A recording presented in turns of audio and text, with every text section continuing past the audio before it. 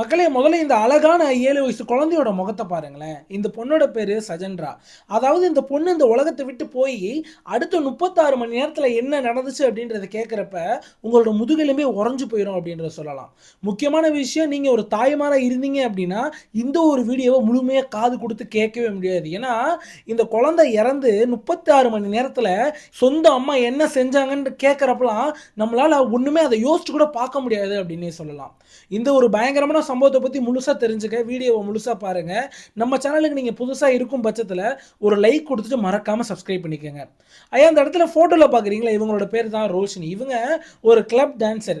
பெரிய பெரிய கிளப்லலாம் போய் டான்ஸ் ஆடியக்கூடாதுங்க. முக்கியமான விஷயம் என்ன அப்படின்னா, இவங்களுக்கு ரொம்பவே அந்த ட்ரக் அடிக்ஷன் எல்லாம் இருந்திருக்கு அப்படின்னு சொல்றாங்க. முழுக்க முழுக்க அதுக்காகவே இவங்க போய் கிளப்லலாம் டான்ஸ் ஆடி அது மூலியமா வர காசுல இவங்க சந்தோஷமா இருந்துட்டு வந்துட்டு இருக்காங்க.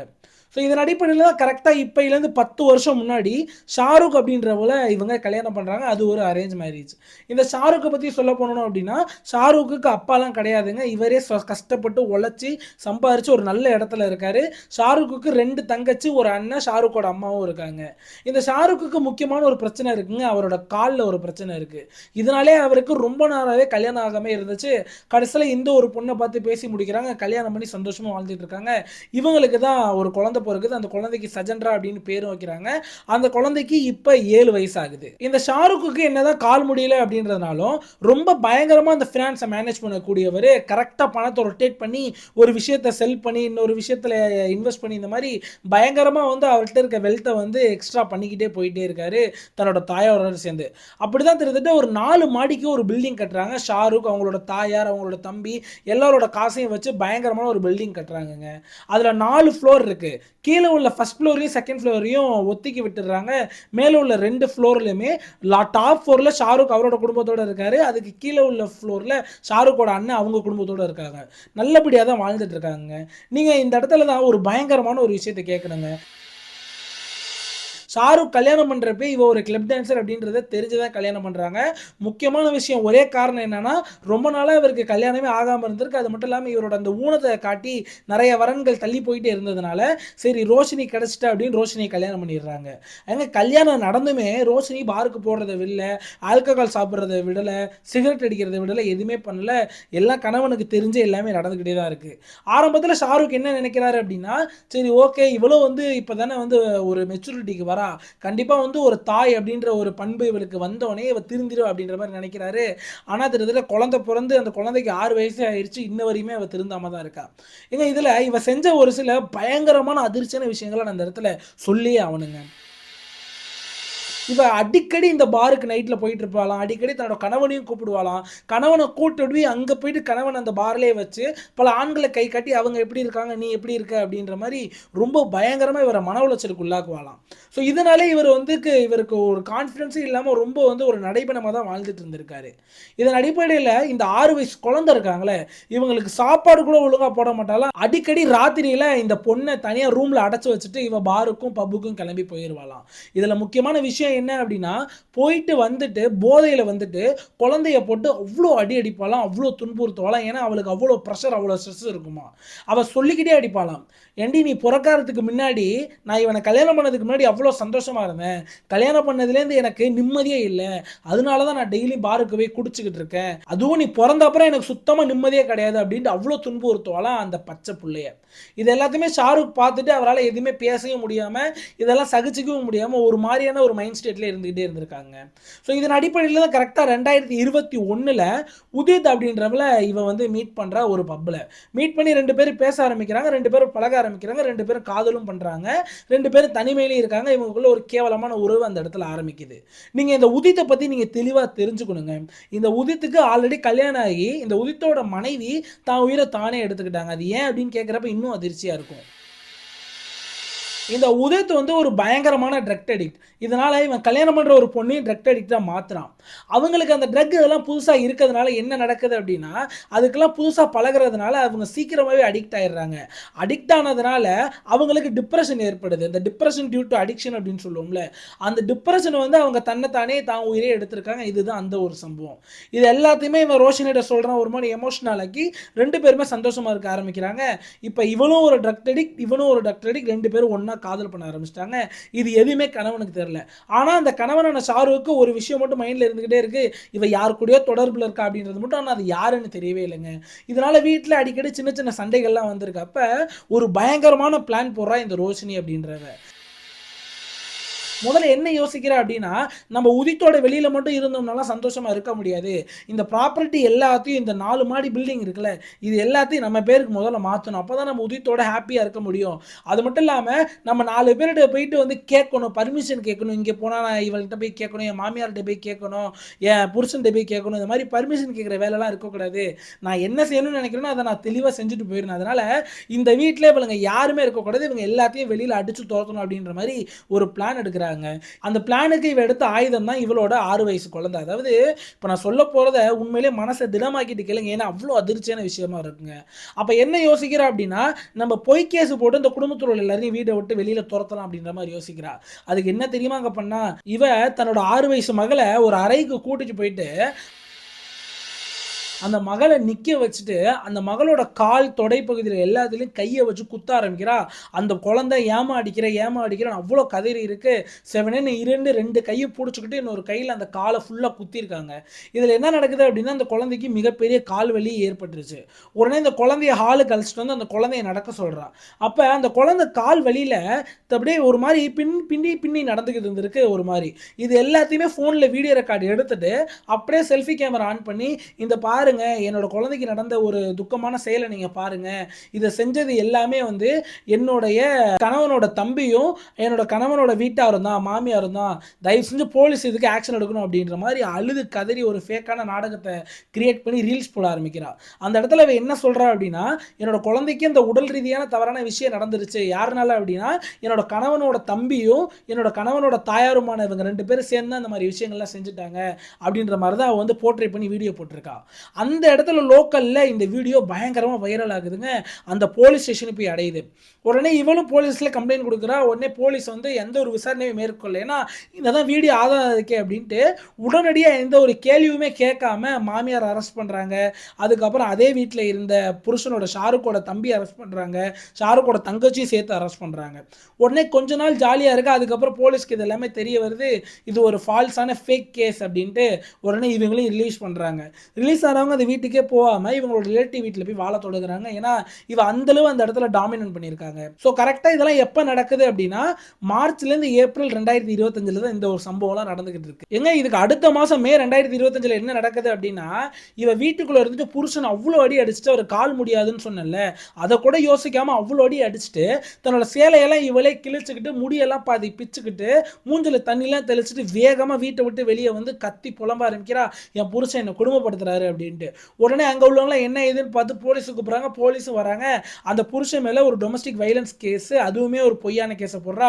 போலீஸ் அந்த இடத்துலையுமே இவளோட கண்ணீரை பார்த்துட்டு இவளோட கோலத்தை பார்த்துட்டு புருஷனை அடித்து இழுத்துட்டு போய் ஸ்டேஷனில் உட்கார வைக்கிறாங்க. ஸோ அதுவுமே கொஞ்ச நாள் கழிச்சு இதுவும் ஒரு ஃபால்ஸ் கேஸ் அப்படின்னு தெரிய வருது. அதுக்கப்புறம் புருஷன் ரிலீஸ் பண்ணுறாங்க. புருஷன் ரிட்டர்ன் வராரு. வீட்டுக்குள்ளேயே அனுமதிக்க மாட்டா புருஷனை. ஷாருக்குக்கு தன்னோட குழந்தைய பார்க்காம இருக்க முடியலங்க. கரெக்டாக மே 22 தன்னோட வீட்டுக்கு போயிட்டு தான் மனைவி காலில் விழுந்து, தயவு செஞ்சு குழந்தைய கண்ணில் காட்டு, நான் ஒரு 5 நிமிஷம் குழந்தையோட விளையாண்டுட்டு போயிடுறேன், டெய்லி நான் குழந்தையோட விளையாண்டுட்டு என்னால் நிம்மதியாக தூங்க முடியல அப்படின்ற மாதிரி சொல்றாரு. அப்போ என்ன தெரியுமா அவங்க சொன்னாவ ஷாருக்கிட்ட, ஏங்க நான் அந்த வார்த்தையை பயன்படுத்துறது தப்புன்னு நினைக்கிறேன். தயவு செஞ்சு தப்பா எடுத்துக்காதுங்க. அவ சொன்ன வார்த்தைகள் இது. ஏண்டா நொண்டி, நீ என்னோட குழந்தைய பார்க்கணும் அப்படின்னா எனக்கு 2000 காசு கொடு அப்படின்ற மாதிரி கேட்டிருக்கா. ஒரு அதிர்ச்சியான கேள்வியா. உடனே என்ன பண்ணியிருக்காரு, பாக்கெட்ல அந்த காசை எடுத்து விட்டு எரிஞ்சிருக்காரு மூஞ்சில. அதையுமே பொறுக்கிருக்கா. அதுக்கப்புறம் குழந்தைய கூப்பிடுற, குழந்தை அந்த சைடு வருது. கொஞ்சம் நேரம் அதாவது ஒரு 2-3 நிமிஷம் தான் அந்த விளையாண்டாங்களா. அப்ப அந்த குழந்தை ஒரு சில வார்த்தைகள் சொல்லுங்க. அதுதாங்க அந்த குழந்தை பேசின கடைசி வார்த்தை யார்கிட்ட அப்படின்னா, தன்னோட அப்பாவான ஷாருக்கிட்ட. அந்த வார்த்தை என்ன அப்படின்னு அந்த வீடியோ கடைசியில சொல்றேன். இதுக்கப்புறம் என்ன நடக்குது, ஷாருக்கை திருப்பி சண்டை போட்டு அமுச்சு விட்டுறாங்க. ஷாருக் அப்புறம் திருப்பி வந்துடுறாரு. ஸோ இவ என்ன செய்யறா அப்படின்னா, ஷாருக்கு வெளியில போன அப்புறம் கிட்டத்தட்ட ஒரு 2 மாசம் கேப் இருக்குங்க. அந்த 2 மாசம் கேப்ல இந்த உதித் அப்படின்றவனை இந்த இவரோட வீட்டுக்கு அழைச்சிட்டு வந்து அந்த மேல் மாடி, இந்த 4 மாடி சொன்னேன், அதில் டாப் 4ல உதித்தும் இந்த ஒரு ரோஷினி இருந்துக்கிட்டு கிட்டத்தட்ட எக்கச்சக்க பணம் செலவு பண்ணி டெய்லியுமே full and full alcohol, full and full cigarettes, இன்னும் இன்ஜெக்ஷன், இந்த மாதிரி நிறைய விஷயங்களை யூஸ் பண்ணி பண்ணி ஜாலியாக இருந்துகிட்டே இருந்திருக்கானுங்க. அந்த குழந்தையும் அதே ரூமில் தான் இருந்திருக்கு. அதுக்கு என்ன நடக்குது ஏது நடக்குதுன்னு தெரியாமல் அது அப்படியே அமைதியில் இருந்திருக்குங்க. இதன் அடிப்படையில் இடையில திருப்பியும் ஷாருக் வராரு. வந்துட்டு உனக்கு எவ்வளோ காசு வேணாலும் தரேன், நான் யார்கிட்டனா வட்டிக்கு வாங்கியாவது உனக்கு நான் காசு தரேன், தயவு செஞ்சு பாப்பாவை என்கிட்ட விட்டுரு, நான் தனியாக எடுத்துகிட்டு போயிடுறேன், இங்கே ஏதோ தப்பு நடக்குதுன்னு எனக்கு தெரியுது, தயவு செஞ்சு இதெல்லாம் நம்மளோட குழந்தை பார்த்து வளர வேணாம், நம்ம என்னைக்கா இருந்தாலும் ஒன்று சேர்ந்துருவோம், நான் உன்னை தொட்டு தாலி கட்டியிருக்கேன், தயவு செஞ்சு குழந்தைய என்கிட்ட இப்போதைக்கு கொடுத்துரு, என்னாலேயும் குழந்தை இல்லாமல் இருக்க முடியல, அந்த குழந்தை இதெல்லாம் பார்த்து வளரக்கூடாது அப்படின்ற மாதிரி கெஞ்சு காலில் விழுந்து கேட்குறாரு. அப்போ மாறிலே மிதித்து இவரை வெளியில் அமைச்சிடுறாங்க. உனக்கெல்லாம் குழந்தை கிடையாது, இது என்னோட குழந்தை அப்படின்ட்டு. கரெக்டாக நைட்டு ஜூலை 14ஆம் தேதி ஒரு 3 மணி போல் போலீஸ் ஸ்டேஷனுக்கு கால் வருது. அந்த காலில் யார் பேசுகிறாங்க அப்படின்னா அந்த ரோஷினி தான் பேசுகிறா. சார், என்னோட மகளை, என்னோட 6 வயசு மகளை என் கணவனே கொன்னுட்டான் சார், தயவு செஞ்சு இந்த இடத்துக்கு வாங்க, எனக்கு நீதி வாங்கி கொடுங்க அப்படின்ற மாதிரி கத்தி புலம்ப ஆரம்பிக்கிறா. இது எல்லாத்தையுமே போலீஸ் கேட்டுச்சு. ஏதோ சம்பவம் நடந்துருச்சுன்னு வேகமாக அந்த இடத்துக்கு போகிறாங்க. அப்போ அந்த 6 வயசு குழந்தை தரையில் ரத்த வெள்ளத்தில் கிடக்கு. இது எல்லாத்தையும் போலீஸ் பார்க்குறாங்க. ஆனால் எந்த ஒரு கத்தி குத்து காயங்கள் எதுவுமே இல்லைங்க. இதெல்லாம் பார்த்துட்டு மனைவிட்ட கேட்குறாங்க, சம்பவம் எப்போ நடந்துச்சு, யார் இந்த மாதிரி செஞ்சா அப்படின்னு கேட்குறப்ப மனைவி சொல்கிறாங்க, சார் நைட்டு ஒரு 3 மணி போல் இருக்கும், எனக்கு முழிப்பு வந்துச்சு, ஏதோ சத்தம் கேட்டுச்சு, நான் ஆளுக்கு வந்தேன், அப்போ இந்த ஹாலில் என்னோட மகளை கழுத்தை நெரிச்சிக்கிட்டு இருந்தார் என்னோட கணவர், இது எல்லாத்தையும் பார்த்துட்டு பயந்துட்டு நான் பாப்பாவை காப்பாற்ற வரத்துக்குள்ளே பாப்பாவோட உயிர் போயிருச்சு சார் அப்படின்ற மாதிரி கதறி எழுவ ஆரம்பிக்கிறாங்க. உடனே போலீஸ் கேட்குறாங்க, அவர் எது மூலியமாக வந்தார், இந்த ஒரு ரூமுக்குள்ளே அவர் எப்படி வந்தார் அப்படின்னு கேட்குறாங்க. அப்போ என்ன சொல்கிறா அப்படின்னா, அவர் வந்து பால்கனி வழியாக ஏறி குதிச்சு வந்தார் சார் அப்படின்ற மாதிரி சொல்றா. எங்க நல்லா யோசிச்சு பாருங்க, அது வந்து ஒரு 4 மாடி பில்டிங், இவ இருக்கிறது 4வது ஃப்ளோர்ல. அப்ப போலீஸ்க்கு ஒரு சந்தேகம் ஏற்படுது, எப்படி பால்கனியில் ஏறி இருக்க முடியும் அப்படின்னு எட்டி பார்க்கறாங்க. இந்த காட்சியில் இந்த பில்டிங்கை நீங்க பார்க்கலாம், எவ்வளவு பெருசா இருக்கு அப்படின்றத பாருங்களேன். கண்டிப்பா ஒரு பயங்கரமான ஹெல்த்தியா ஃபிட்டா இருக்கிறவனால கூட இந்த ஒரு பில்டிங் ஏற முடியாது, அவ்வளவு சிரமமான விஷயம்.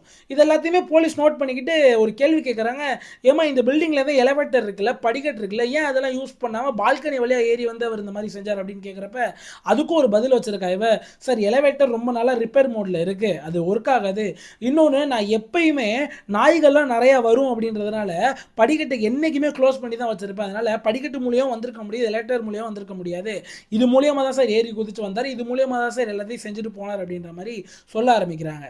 உடனே போலீஸ் என்ன செய்கிறாங்க அப்படின்னா அவருக்கு கால் பண்ணுறாங்க, ஷாருக் கால் பண்ணி இந்த மாதிரி வந்து இந்த இடத்துக்கு வாங்க அப்படின்னு கேட்குறாங்க. சார் என்ன சார் ஆச்சு ஏதாச்சு அப்படின்ற மாதிரி ஷாருக் சொல்கிறாரு. வாங்க, இந்த மாதிரி உங்களோட மகளுக்கு இந்த மாதிரி நேர்ந்துருச்சு அப்படின்ற மாதிரி கூப்பிடுறாங்க. ஷாருக்கும் இந்த இடத்துக்கு வராரு. ஷாருக் அரெஸ்ட் பண்ணுறாங்க. ஷாருக்கும் ஒன்றுமே புரியல.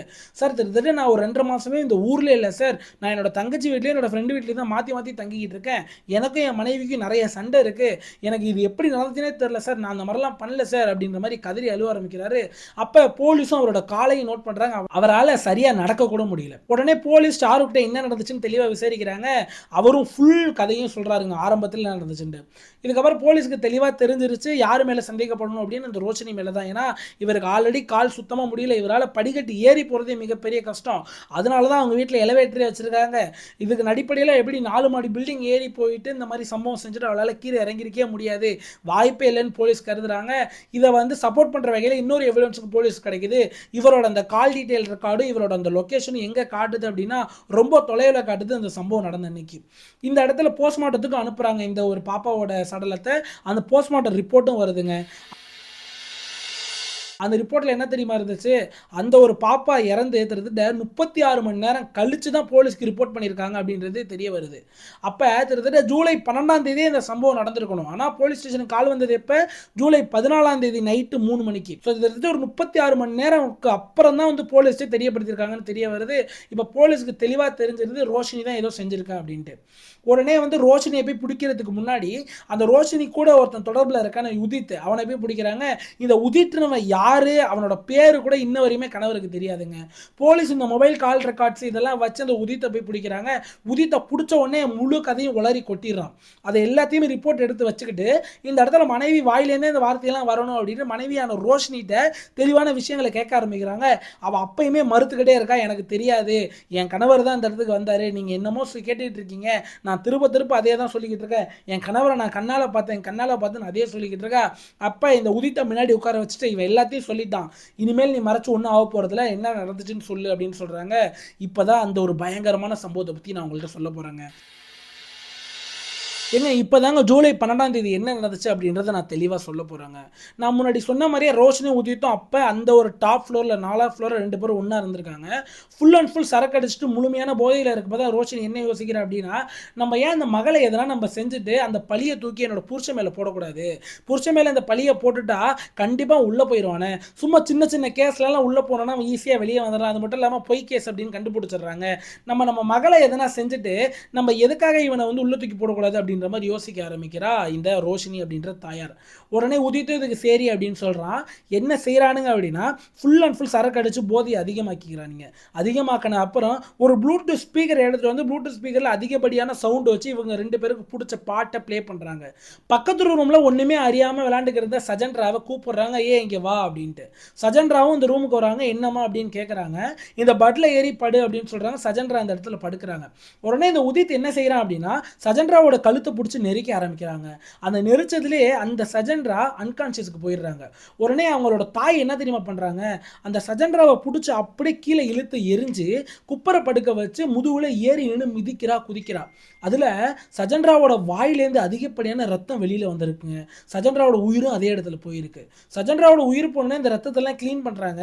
ரத்தத்தெல்லாம் க்ளீன் பண்ணிட்டு அவங்க அந்த படுத்திருந்த பெட் பாக்ஸ் கீழே, அதாவது பெட்டு கீழே உள்ள பாக்ஸ்ல இந்த சஜன்ராவோட சடலத்தை போட்டு உள்ள பூட்டி வைக்கிறாங்க. ஏசி அதிகப்படுத்துறாங்க.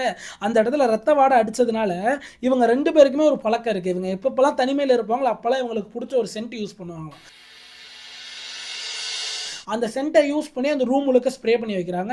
அதுக்கப்புறம் 2 பேரும் போய் ஒன்றா குளிக்கிறாங்க. அந்த இடத்துல தனிமையில் இருக்காங்க. அந்த இடத்துல சரக்கு அடிக்கிறாங்க. கிட்டத்தட்ட 36 மணி நேரமும் 2 பேரும் ஒன்றா இருந்திருக்கானுங்க. இவங்க 2 பேருக்கும் தூக்கம் கூட வரலையா. ஃபுல் அண்ட் ஃபுல் சரக்கு அடிச்சுட்டு குளிச்சுட்டு இந்த மாதிரி தனிமையில் இருந்துட்டு இதே மாதிரியான விஷயங்களை செஞ்சுக்கிட்டே இருக்கானுங்க. ஒரு சைக்கோ மாதிரி. இதுலேயுமே அடிக்கடி இந்த பெட் பாக்ஸை திறந்து அந்த சடலத்தை எடுத்து வெளியே வச்சுட்டு அந்த சடலத்தை மேலே ஸ்ப்ரே பண்ணிட்டு, ஏன்னா அந்த ரத்த வாடை அடிக்கக்கூடாது அப்படின்றதுக்காக முழுக்க முழுக்க ஏசி ஹையில் வச்சு இந்த மாதிரி விஷயங்கள்லாம் நடந்துகிட்டு இருக்கு. 36 மணி நேரம் கழிச்சு தான் உதித்த வெளியே போக சொல்லிட்டு இந்த ரோஷினி அப்படின்ற தாயார் போலீஸுக்கு போன் அடிச்சு என் கணவன் தான் இந்த செயலை செஞ்சுட்டான் அப்படின்னு கால் பண்ணி சொன்னது. இந்த ஒரு இன்வெஸ்டிகேஷன் எல்லாமே ஜூலை 16ஆம் தேதி நடக்குது. ஜூலை 16ஆம் தேதி இவளையும் அந்த உதித்தையும் அரெஸ்ட் பண்றாங்க. ஏங்க இந்த வீடியோல பாக்குறீங்களா, இவர் தாங்க ஷாருக். இவர்கிட்ட கடைசியா பேட்டி எடுத்தப்ப ரொம்ப ஒரு பயங்கரமான விஷயங்கள்லாம் சொல்ல ஆரம்பிக்கிறாங்க. அதாவது அந்த உதித் அப்படின்றவன இவங்களுக்கு யாருன்னே தெரியாதான். இவருக்கு கிட்டத்தட்ட யாரோ ஒருத்தனோட மனைவி தொடர்பு இருக்கான்னு தெரியும். இந்த உதித்ன்ற பேரும் தெரியாது, இவன் தான் தெரியாதுல்ல. இந்த குழந்தை இறந்து திருத்திட்டு 2 நாள் கழிச்சு தான் இவருக்கே தெரிய வருமா அந்த உதித் அப்படின்றவன் யாரு அப்படின்ட்டு. ஏங்க இவரோட சொந்த ஃப்ரெண்டாங்க, திருத்திட்டு 8 வருஷ நண்பனாங்க உதித் அப்படின்றவன். இதை தெரிஞ்ச உடனே அவர் ஆச்சரியப்படுறாரா, அவருக்கு ஒண்ணுமே புரியலையா. எவ்வளவு நம்ம வெகுளியா இருந்துட்டோம் வாழ்க்கையில் அப்படின்ட்டு தன்னைத்தானே அடிச்சுக்கிட்டு புலம்பி இருக்காருங்க. இதெல்லாம் நினைச்சு உண்மையிலே ரொம்ப மனசு கஷ்டமா இருக்கு பாருங்களேன். 8 வருஷம் நம்பனே அப்படி துரோகம் பண்றேனே அப்படின்னு கதறாரு. இதன் அடிப்படையில் இவர் கடைசியா குழந்தைகிட்ட பேசின வார்த்தை என்ன அப்படின்ற மாதிரி கேட்கிறாங்க ரிப்போர்ட்டர்ஸ். அப்ப சொல்றாரு, என்னோட குழந்தைய மே 22ஆம் தேதி ஒரு 5 நிமிஷம் கூட என்னை பார்க்க விடல. என்கிட்ட 2000 ரூபாய் காசு பிடிங்கிட்டா என்னோட மனைவி. அப்ப என்னோட குழந்தை ஒரு 4-5 வார்த்தை தான் என்கிட்ட பேசியிருக்கோம். அந்த குழந்தையோட நான் எப்பயுமே விளையாடுவேன். என்ன என் குழந்தை சொன்னுச்சு அப்படின்னா, அப்பா நல்லா இருக்கியாப்பான்னு கேட்டுச்சு, சாப்பிட்டியாப்பான்னு கேட்டுச்சு, கால் எப்படிப்பா இருக்குன்னு கேட்டுச்சு. இப்போ எனக்கு விளையாட ஆளே இல்லைப்பா, எப்பப்பா நீ வீட்டுக்கு வருவ, நம்ம டெய்லி விளையாடலாம்ப்பா, எனக்கு ஒரு மாதிரி இருக்குப்பா அப்படின்ற மாதிரி ரொம்ப சோகமாக இருந்துச்சு சார். சார் நான் ஒன்றே ஒன்று சொல்கிறேன், என் குழந்தைக்கு அழுக கூட தெரியாது. நான் என் குழந்தைய 6 வயசு வரையும் வளர்த்துருக்கேன். என் குழந்தை கடைசியாக எப்போ அழுதுச்சுன்னு கூட எனக்கு தெரியல. ஏன்னா அந்தளவு நான் பாசத்தை கொட்டி வளர்த்துருக்கேன். என் குழந்தைக்கு அழுக தெரியாது சார். முதல்ல காலைல எந்திரிக்கும், சந்தோஷமாக விளையாடும், சிரிச்சுக்கிட்டே தான் சார் இருக்கும். முகம் எப்பயுமே சிரித்த முகமாக தான் சார் இருக்கும். நைட்டு அமைதியாக தூங்க போயிடும். எந்த ஒரு தப்பு பண்ணாது, சுட்டித்தனம் கூட என் குழந்தை பண்ணாது சார் அப்படின்ற மாதிரி ரொம்ப கதறி கதறி அழுகுறாருங்க அந்த இடத்துல. ஏங்க இதில் பார்த்தீங்கன்னு வைங்களேன், இவ அதிகப்படியான போலீஸ் கேஸ் கொடுத்துருக்காங்க. அதுவும் எல்லாமே ஃபேக் கேஸ். எல்லாத்தையுமே போலீஸ் ஆக்ஷன் எடுத்திருக்காங்க. அதுதான் நம்ம எல்லாருக்கும் ஒரு கேள்வியாக இருக்கும். ஆனால் போலீஸ் தரப்புலேருந்து என்ன சொல்கிறாங்க அப்படின்னா, இப்போ அந்த குழந்தை இறந்து போன அன்னைக்கு கூட தன்னைத்தானே அடிச்சுக்கிட்டு கதறாலாம். ஐயோ நம்ம குழந்தைய விட்டுட்டோமே அப்படின்ட்டு செவுத்துல போய் மோதி இருக்கா அன்னைக்கு. ஸோ தன்னைத்தானே காயப்படுத்தியிருக்கா, முகத்தெல்லாம் பிடிச்சி கீறி இருக்கா. இதெல்லாம் பார்த்துட்டு ஒரு தாயாருக்கு இவ்வளோ பாசம் இருக்கா தன்னோட மகள் மேலே அப்படின்ற மாதிரி போலீஸ் எல்லாரும் மேனிபுலேட் செய்யப்பட்டிருக்காங்க. ரெண்டாவது விஷயம் என்ன அப்படின்னா, இவ அதுக்கு முன்னாடி கொடுத்த ஃபால்ஸ் கேஸ்லையும் அப்படிதான் இந்த மாதிரி தன்னைத்தானே காயப்படுத்திக்கிட்டு ஒரு மாதிரி சைக்கோ மாதிரி பிஹேவ் பண்ணுறதுனால போலீஸ் அதெல்லாம் எப்படி பார்த்துருக்காங்க அப்படின்னா, அவங்க மன வேதனையில் இருக்காங்க, அவங்க மன டிப்ரெஷன் இருக்காங்கன்னு யோசிச்சு அவ சார்பாகவே பேசி அவ சார்பாகவே இவ தான் நல்லவ, இவ தான் விக்டிம் அப்படின்ற மாதிரி பார்த்துட்டு இருக்காங்க. கடைசி வரையுமே இவ்வளோ ஒரு கிரிமினலாகவே பார்க்கலங்க. இந்த ஃபோட்டோவில் எப்படி இருக்கா அப்படின்றத பாருங்களேன். உண்மையிலே சொல்கிறேங்க, மனசுக்கு அவ்வளோ வேதனையாக இருக்குது அப்படின்னே சொல்லலாம். இப்போ 2026 இருக்குல்ல, இந்த மாதம் மே மாதமே வந்துருச்சு. இன்ன வரையுமே இந்த ஒரு கேஸுக்கு தீர்ப்பு வரங்கள, இன்ன வரையும் ட்ரையல் போயிட்டே இருக்குது. யார் செஞ்சா என்ன செஞ்சா அப்படின்னு அவங்க வாயிலேருந்து வாக்குமூலமே வாங்கியாச்சுங்க. இன்ன வரையும் ஆனால் வந்து ட்ரையல் போயிட்டே தான் இருக்குது. எல்லா ரிப்போர்ட் எல்லா எவிடன்ஸ் இருக்குது. போஸ்ட்மார்ட்டம் ரிப்போர்ட்டில் 36 மணி நேரம் முன்னாடியே அந்த குழந்தை இறந்துருச்சுன்றது இருக்குது. எல்லாம் இருந்துமே இன்ன வரையும் தீர்ப்பு கிடைக்கலங்க. இதுக்கு எப்போ தீர்ப்பு கொடுப்பாங்க அப்படின்றது தெரியல. கண்டிப்பாக இதுக்கு தீர்ப்பு கொடுக்குறப்ப இந்த வீடியோட கமெண்ட் செக்ஷனில் இந்த தீர்ப்பை கண்டிப்பாக பதிவு போடுறேன். நம்மளோட வீடியோவை முழுசாக பார்க்குறவங்க நிறைய பேர் இருப்பீங்க. தயவு செஞ்சு நான் நீங்கள் உங்கள்கிட்ட மன்னிப்பு கேட்டிருக்கேன். ஏன்னா கொஞ்சம் ஃபீவராக இருக்கிறதுனால என்னோட வாய்ஸ் கொஞ்சம் தெளிவாக இல்லை. என்னால் தெளிவாக அந்த கதையை வழங்க முடியலன்னு நினைக்கிறேன். என்னால் முடிஞ்ச அளவு வழங்கியிருக்கேன். அது மட்டும் இல்லாமல் நான் என்னோட இன்னொரு சேனலான எஸ்பி ஃபைல்ஸ் நான் நேற்று உங்கள்கிட்ட கேட்டிருந்தேன். மறக்காமல் போய் சப்ஸ்கிரைப் பண்ணிக்கோங்க. எனக்கு ஹெல்ப்ஃபுல்லாக இருக்கும். ஒரு 1000 சப்ஸ்கிரைபர் வந்தால் அதுலேருந்து எனக்கு பணம் வர ஆரம்பிக்கும். எனக்கு ஒரு பண ரீதியான உதவியாக இருக்குன்னு கேட்டிருந்தேன். நிறைய பேர் சப்ஸ்கிரைப் பண்ணியிருந்தீங்க. இன்னுமே ஒரு 300 சப்ஸ்கிரைபர் தேவைப்படுது. இந்த வீடியோ பார்க்குற நல்ல உள்ளங்கள் இவனுக்கு சப்ஸ்கிரைப் பண்ணால் இவன் ஏதோ நல்லா இருக்கணும்னு நினச்சிங்க அப்படின்னா மறக்காமல் அந்த சேனலை போய் சப்ஸ்கிரைப் பண்ணுங்கள். எனக்கு ரொம்ப ஹெல்ப்ஃபுல்லாக இருக்கும். ஸோ கண்டிப்பாக இந்த மாதிரி நிறைய வீடியோ போடுறதுக்கு எங்களுக்கு ஒரு மோட்டிவேஷனாக இருக்கும். ஸோ நன்றி, வணக்கம்.